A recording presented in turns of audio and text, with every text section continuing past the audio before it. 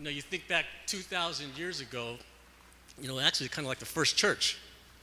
There was people, if you read the text, there was sorrow. There was sorrow that turned into celebration. So when you look at Matthew chapter 28, John chapter 20, Luke chapter 24, and you read the accounts, you look back that, Jesus appeared. He appeared to Mary Magdalene, to Peter, Cleophas, Thomas, and so on. And when you look at that text, you just kind of sense, the first impression is that there was sorrow. And then their eyes opened, and then there was celebration. There was awe and wonder. Jesus had done the things that he said he would do. And looking at this text, there are things, that probably happened, and we don't know because it wasn't written. And even it says in John chapter 20 at the end there that many things that Jesus had done are not written. And so what we have today is a dramatic interpretation, bringing the text to life. And it just may have, and it could have happened this way.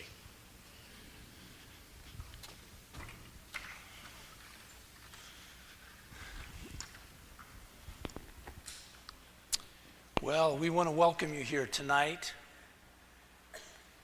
We know that many of you are here just to have some questions answered. It's been 37 days since Jesus rose again. And that has caused a lot of questions. A lot of rumors have been going around. They've rumored that, we, the apostles, went and stole the body of Jesus. Well, yeah, I'm sure. There were just a bunch of soldiers around with weapons, and we simple fishermen and shepherds went in and stole the body and overwhelmed all the soldiers. But you notice there was no dead soldiers, there was no crime committed, there was no inquisition made. And so that's kind of a rumor that kind of fades away just by common sense. The other thing is just that maybe Jesus really didn't die. Maybe he was just kind of passed out and the Roman soldiers didn't know that he wasn't dead. And they took him off the cross and they just gave him his body away to be buried, not realizing he was really still alive. Well, if that was true, maybe he would just be walking the streets of Jerusalem and everybody would be seeing him then.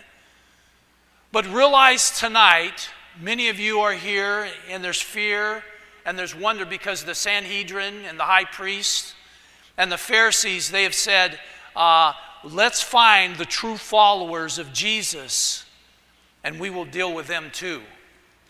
And so tonight, many of us, some of the apostles that are here, some of the ones that will be sharing with you and speaking, they are actually in fear of their lives, knowing that tonight could be their last night.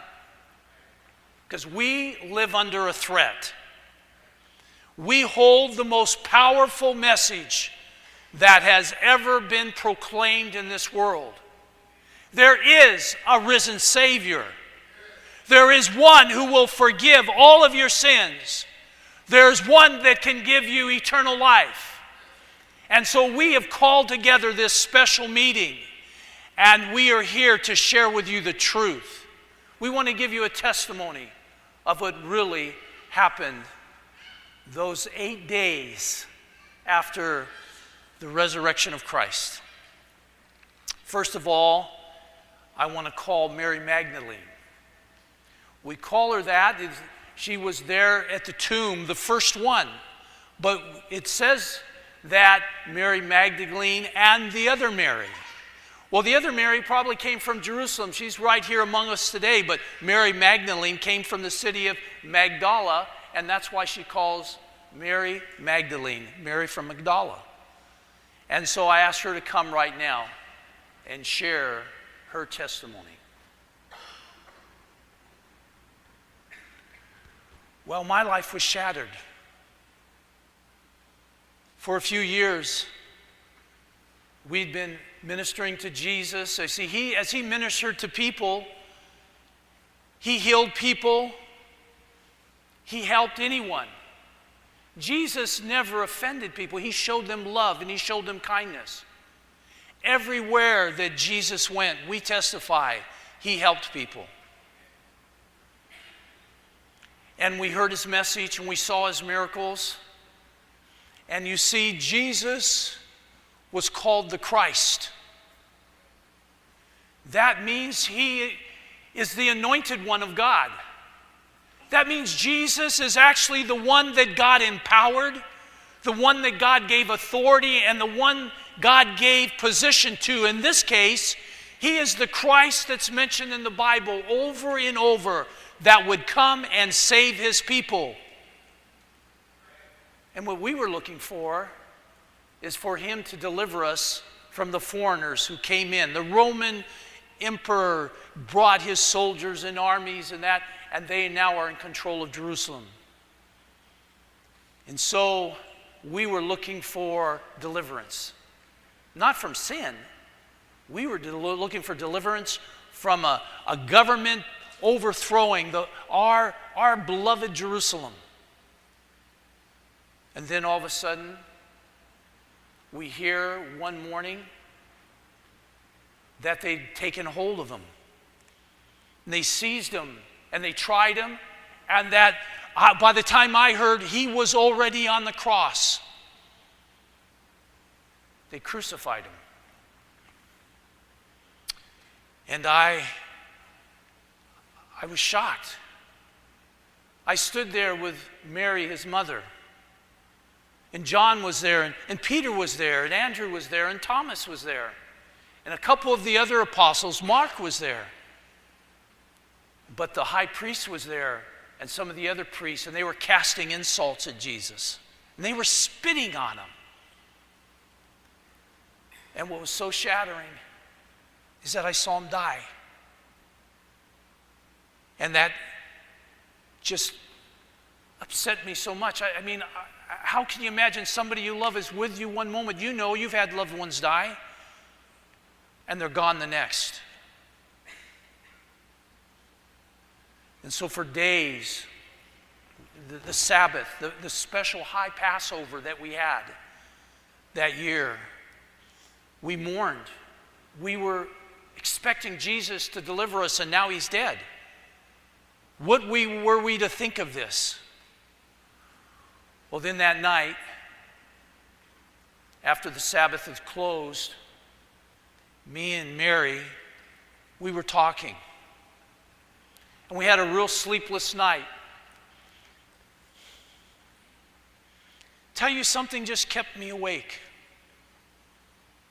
There was some joy as we shared some of the stories as we remembered Jesus.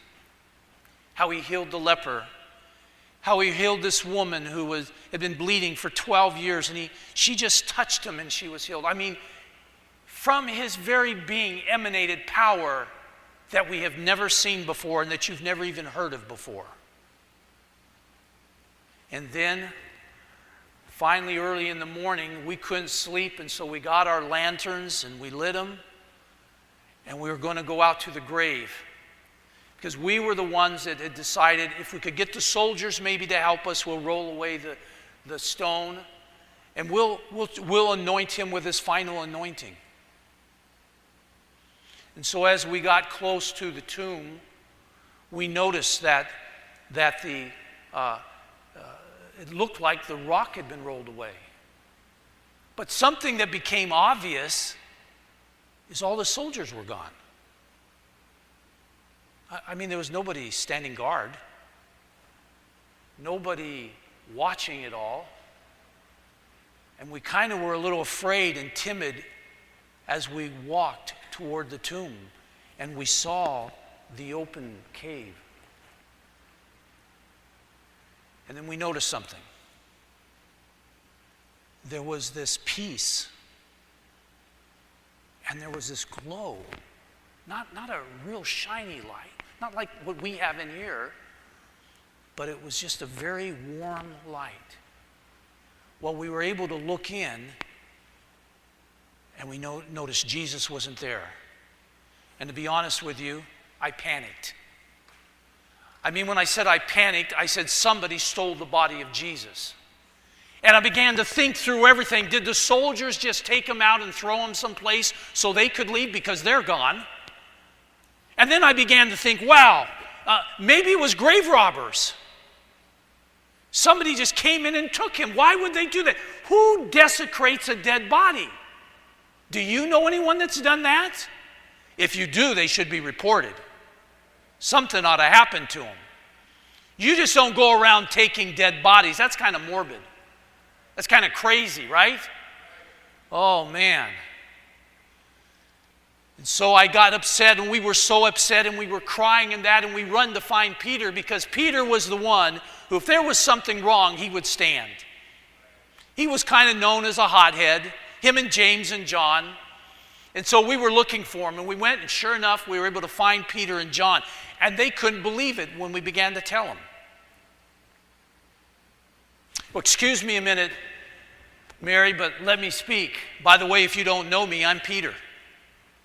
And I was there that morning when Mary came up. And yes, she did tell me. And I tell you, when she told us that Jesus was gone and out of the tomb, I was so upset. I was ready to fight. I drew that sword again, and I was ready to lop somebody's head off this time instead of an ear. Give me a piece of him. Who would take the body of Jesus? I mean, who would go in there? Those grave robbers, they're just cowards. They go at night, they take a body, they take possessions.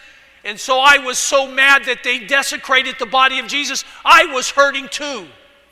I was hurting that Jesus was dead, and the very one we thought was the Messiah, the Christ, was going to deliver us, is gone. But because I was so close to him, I was furious. And so John and I started running, and John, being a little bit thinner than me, ran a little faster, and he got to the tomb first. And he was a little scared. And he was, he's kind of a chicken type guy. Wait a second, Peter. Wait a second. You have to admit, that was crazy. When I got there, the first thing I noticed was that there was this glowing. It was just nothing that stood out so much, just very ever so slight, but something you could tell. And then when I got close to the tomb and I eased up to it a little bit, I looked in and Jesus was gone. Oh, I tell you, it was eerie. It was spooky. The hair was standing up on my back. I didn't know. And about that time, Peter came rushing by me. Sword drawn. I mean, he was in for it. Yeah, that's right, John. I was. And I went in there, and John came in right after me. I noticed that glowing too. It was strange. I can't tell you, just like a lamp that's almost burnt out and it's just barely shining. And it was a glowing. And as I was there looking and checking out things, I saw the grave clothes over there, all the grave clothes over here. And yet the stone on what they had laid, I saw something that I couldn't understand. Because the headcloth was folded up. I mean, it was folded up perfectly. It was so neat, it looked like it had been pressed and in place. And I'm thinking, why did that happen? And that's when John comes in and says, you remember, Peter, Jesus was trying to tell us that he would die and that he would be buried, but that he would rise again. Peter, I believe Jesus is risen again. I think that's what's happened here. And so what do you think, Peter? Well, I'm not sure. It's odd that his clothes are here. I mean, if you rob a body, why do you leave his clothes? The grave clothes. Isn't that kind of weird? Don't you guys think that's weird? You've heard all these rumors, but we have this. There's an empty tomb. If you don't believe me, go look at it. His grave clothes are still there. And folded in place is the face cloth that was on him. Wow, I started putting it all together in this, just like here. It's not light yet, but it's not dark. It was just this soft glowing. And so puzzled, we didn't know, and we left and we went out. By that time, Mary Magdalene had gotten there. And Mary, can you tell us what happened then? Well, yes, Peter. I was there. You left. And I began looking around. I looked in the bushes. I looked around the trees in the garden area, and I didn't see anything. And I really started wondering. All of a sudden, I heard a noise, and a bright light came from the tomb, and I went and I looked, and there were two angels. And they asked me why I was so frightened and why I was so upset. And I told them they've taken the Lord. And about that time, I heard another noise behind me. And I turned, and there was this person there, and I thought it was the gardener. And he asked me the same question. Why are you so upset? What's wrong? And I said, well, what have you taken Jesus? Do you know who did? Do you know where he is? And I turned around to look back in the tomb, and you won't believe what happened. I heard the voice. He said, Mary. And I turned around, and I recognized him, finally. It was Jesus. I mean, I can't tell you, can you imagine how I felt? Can you possibly realize the person that I thought was dead is alive, and he's right there? And we're talking about Jesus. We're not talking about any other loved one. We're talking about the Christ. I couldn't contain myself. I've never done this before. I grabbed him. I'm serious. Have you ever thought, would you just grab Jesus? No. But I grabbed him. I started hugging him. He says, don't touch me. I have yet to ascend to my Father and your Father and my God and your God. But I was so overwhelmed. I was so completely excited and going crazy inside. I mean, my heart was bursting. Well, he told me to go tell Peter again and the other apostles. So I ran over and I told them. And Peter then has the rest of the story. Well, yeah, she came back all excited. We heard the story. We didn't know what to make of it. We were still trying to work some things out through our mind. I mean, what happened? How is a tomb all of a sudden empty? Do you know anyone that has risen from the dead? Now, some of us do, because just a few weeks ago, Jesus raised Lazarus from the dead. But other than that, I mean, that's a miracle too. That is bothering the Pharisees and the Sanhedrin, because they want to kill Lazarus because he's a witness for Christ. But I'm just troubled. We sat there and thought this through, and one thing I couldn't get over, I was still angry. You see who I'm angry at? This is the Romans. And I'm angry at our high priests, the spiritual leaders who are supposed to be leading us, that they didn't kill Jesus. Let me tell you what I call it. I call it murder. They murdered Jesus. What do you call it? Jesus was an innocent man. Jesus went around and healed people. He was the kindest, most loving person I've ever met. Matter of fact, you didn't even have to ask him. People would be around him, and they would just feel that love that God had for him. They would feel, because he said, I'm the Son of God, and they felt that love that Jesus had. Oh, he went from town to town and city to city, and he healed people and he blessed people, and his message was a pure message. He told us the greatest command, get this, the greatest command we have is to love. And can you imagine this? Jesus didn't commit any crime. I mean, they let Barabbas go. Some say he was a murderer and some say he was a thief, but Jesus wasn't a thief. He didn't do anything to be murdered. I mean, he didn't kill anyone. He didn't commit adultery. He didn't violate the law of Moses in any way. He didn't fornicate. He wasn't doing evil things. He wasn't worshiping other gods that we would say, well, he ought to be condemned to a death. He only loved people. He healed people. He helped people. Can you imagine that? See, it wasn't just, we talk of the death of Jesus. It wasn't the death of Jesus. I tell you what I say, it was the murder of Jesus. Why don't we call it what it is? It was the murder of Jesus.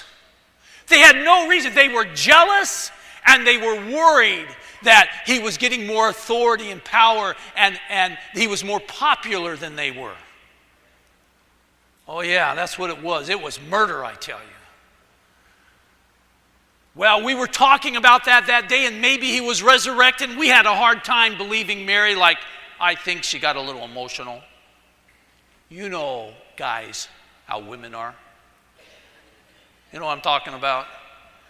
Now, I don't want to alienate myself from any of you here, but, they just get a little emotional, and she probably just saw something. But we have somebody here now that has another story. His name is Cleopas.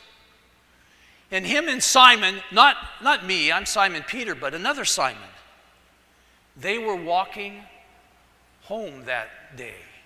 And Cleopas, why don't you tell us your story? Well, thank you, Peter. Yeah, we had gone into Jerusalem for the Passover, and we had celebrated it, but we didn't really celebrate that Passover because we too was thinking about Jesus, the Christ. We too were believing that he was going to deliver us.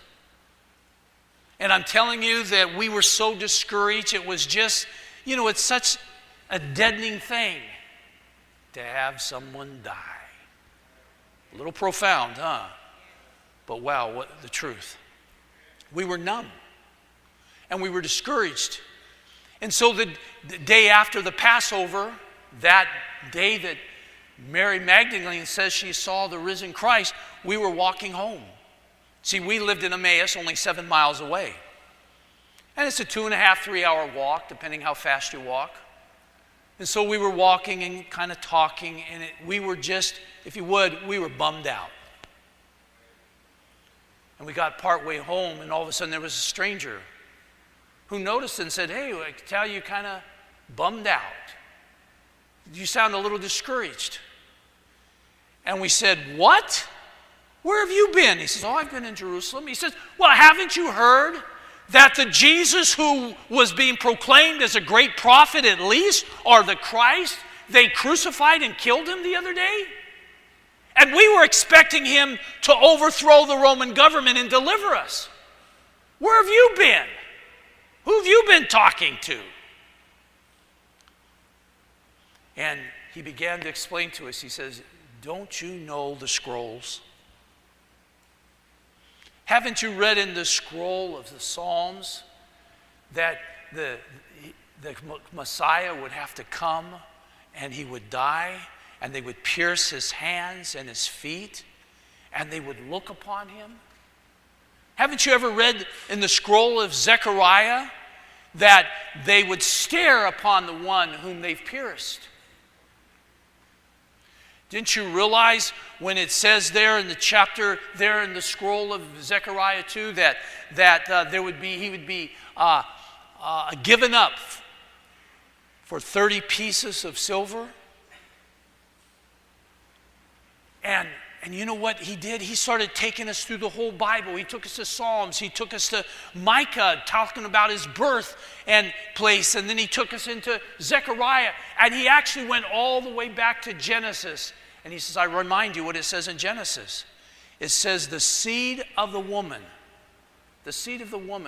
shall stomp on the head of Satan, shall crush Satan's head. And that was referring to the Messiah.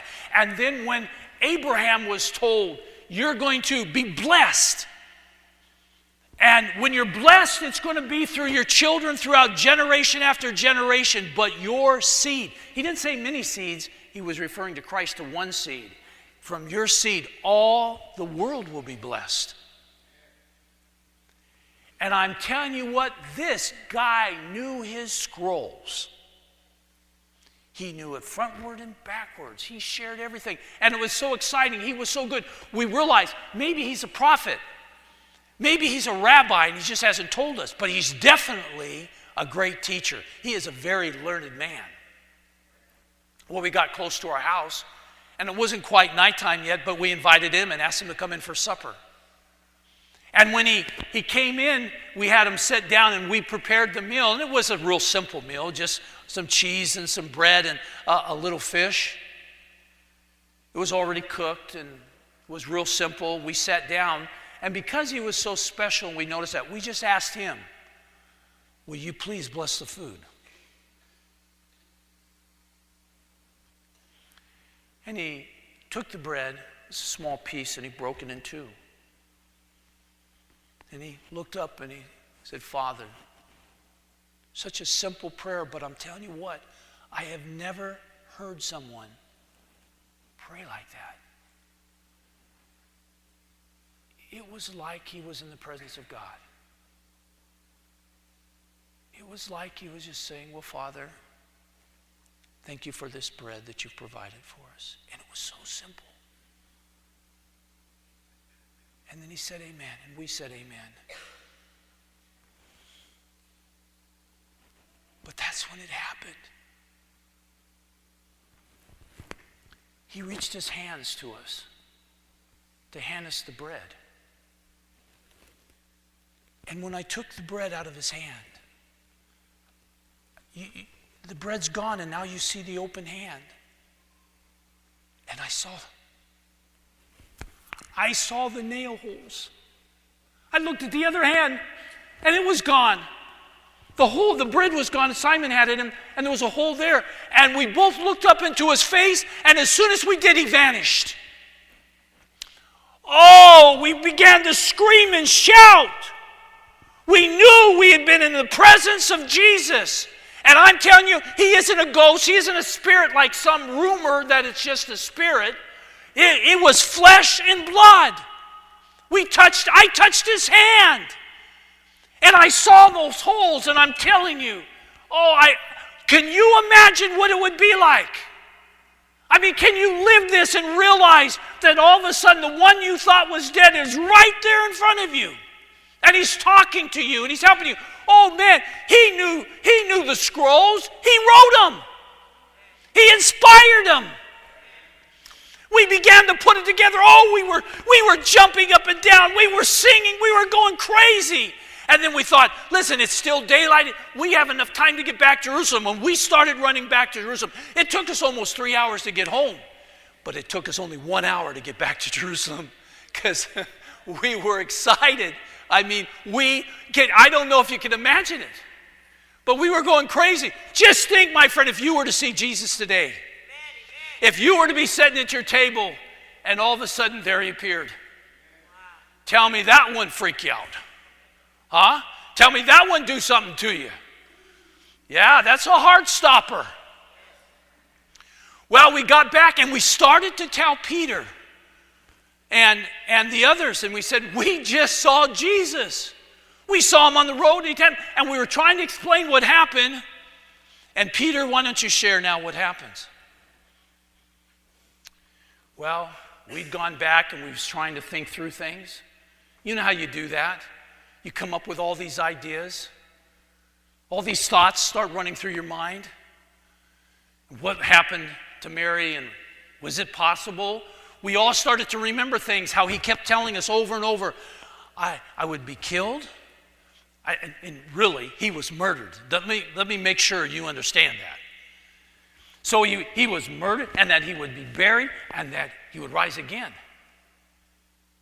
And so we really thought, is it possible? Is it possible?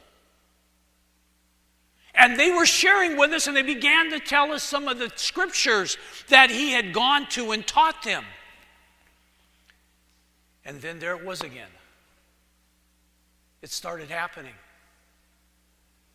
There was a glow, a light. In the Old Testament, it's called the Shekinah glory. But there it was.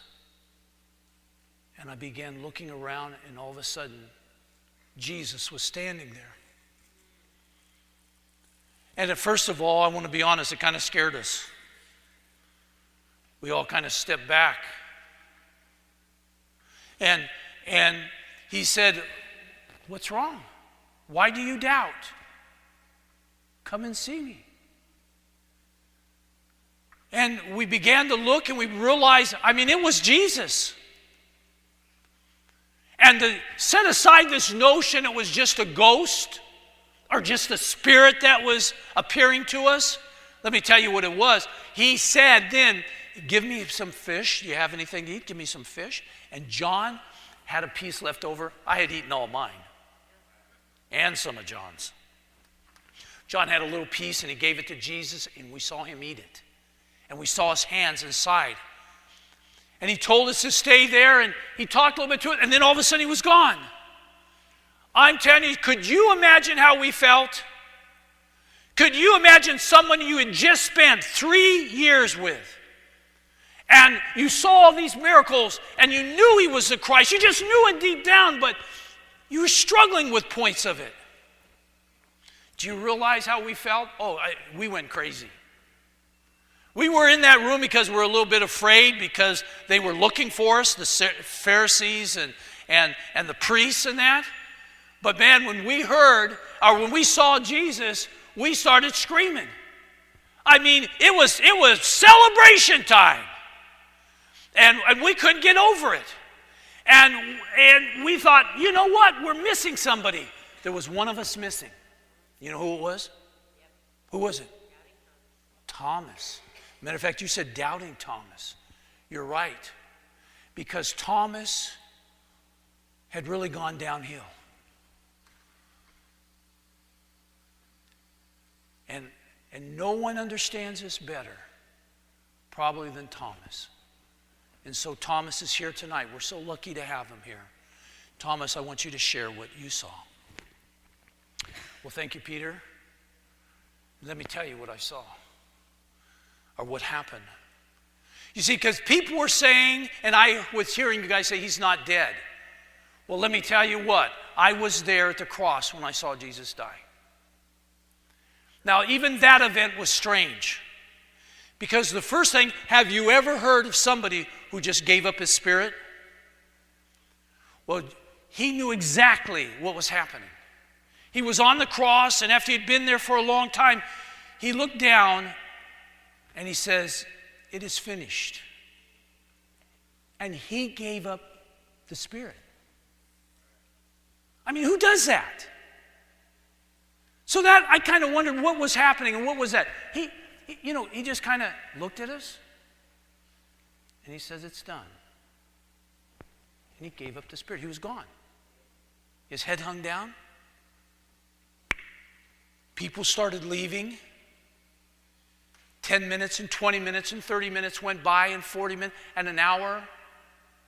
And suddenly a soldier came up with the authority to take him off the cross. He went to the first thief and he broke his leg so he would die faster. And he went to the other thief and he broke his leg. It was pretty brutal. Imagine being there and having someone beat on your legs, hit your shins so hard they break them. It was ugly. And they went to Jesus and they noticed he was already dead. And so the guy stood back, and instead of hitting him with a rod, another guy came up with a spear. And I saw him shove it into his side. And I saw blood and water pour out.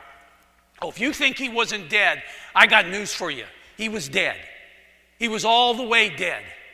He hadn't breathed for an hour. Blood came out of his side. Not a little bit, a whole bunch. And they took him down, and I saw him as they wrapped him up and they carried him away. And it was Josephus, and Nicodemus. Joseph, actually, and Nicodemus. And they took him. I didn't go to the tomb. Some of the others did. Some knew where it was. I want to tell you, I'll be honest, I didn't even know where it was. Because I went away and I started drinking. I went away and I was really struggling. Because what I lived the whole last 3 years, I felt was a lie. I felt somehow it was this phony thing that happened to us. Oh, it was just our emotions and just good things happening. See, I had a problem. You know who I am? I'm Thomas Didymus. You know what that means? I'm a twin. That's what it means. It means the twin. Now, my older brother, he was born 2 minutes before I was, and so he's the prince. And they always called him the older one, and he always called me the little brat. He even started calling me because he thought it was funny. He called me number 2. Hey, number 2. Hey, number 2. You know, and so he just always bugged me. Well, I'd been trying to tell him about Christ. He never believed it. He thought I was foolish that I actually believed in Jesus. He thought we were suffering from some types of delusion and just mass hysteria, and just the emotions got away, and he didn't believe in the miracles, and he didn't believe in this stuff, and he always ridiculed me, and I kept telling him, listen, he is the Christ. Do you know anybody that doesn't believe? It's kind of hard to tell them. And they think something's wrong with you. Do you know somebody that kind of believes a little bit? Well, that was me. I kind of believed a little bit. That's why they now call me Doubting Thomas. But I had argued with him for 3 years. And now, how do you think it went when he heard that my Messiah, my deliverer, had been killed? Have you ever been ridiculed for your faith? Have you ever been mocked?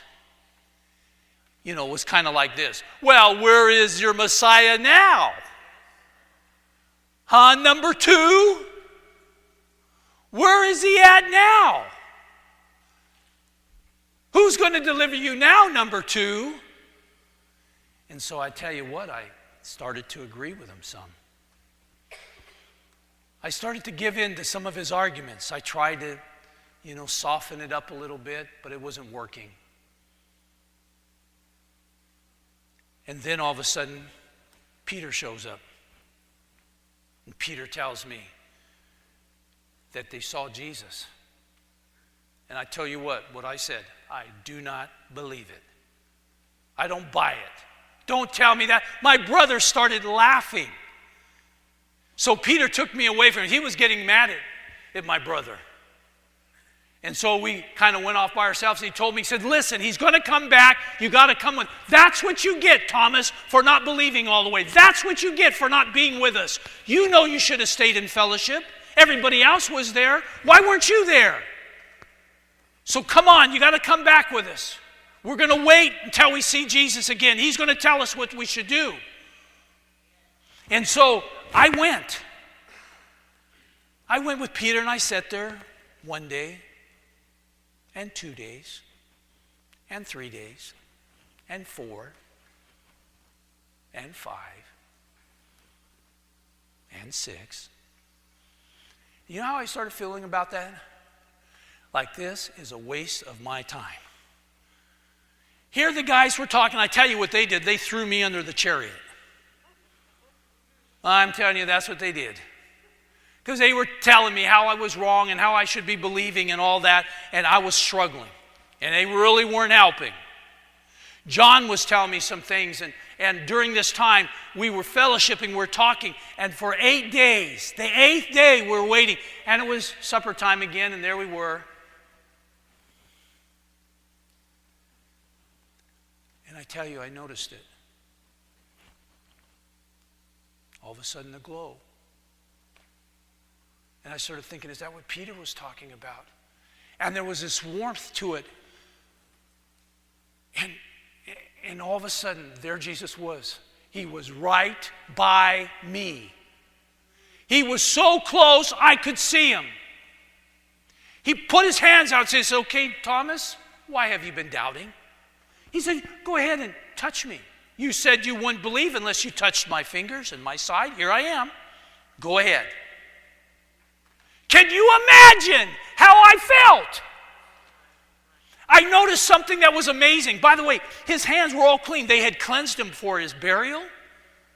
But you know when you're cleansed like that, the blood still a little coagulates or dries, and then there's this kind of like a pus or white stuff that oozes out. There was nothing. There was nothing. I looked at his hands, I looked at his side, and he had his hands right out there and touched me, and I realized.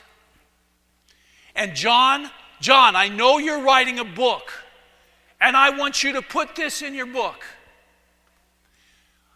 I shouted out, "My Lord and my God." Amen. Wow. Wow.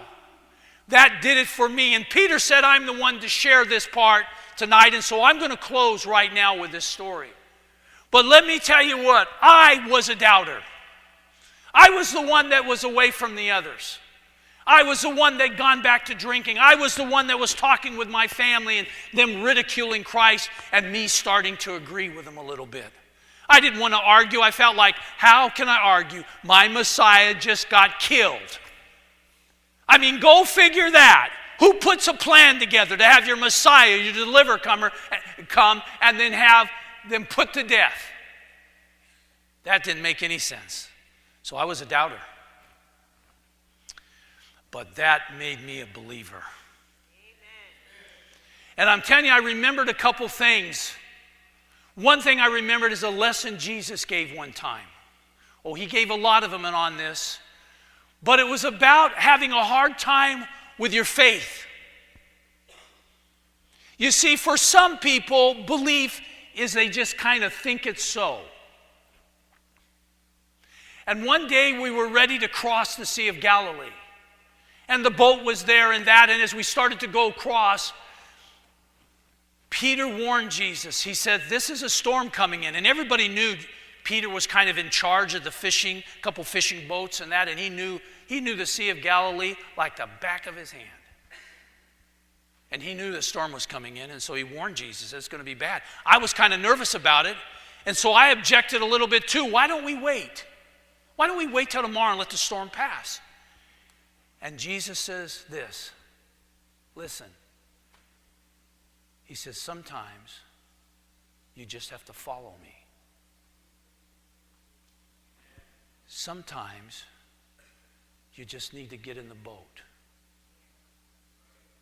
and come with me. And man, I've thought about that.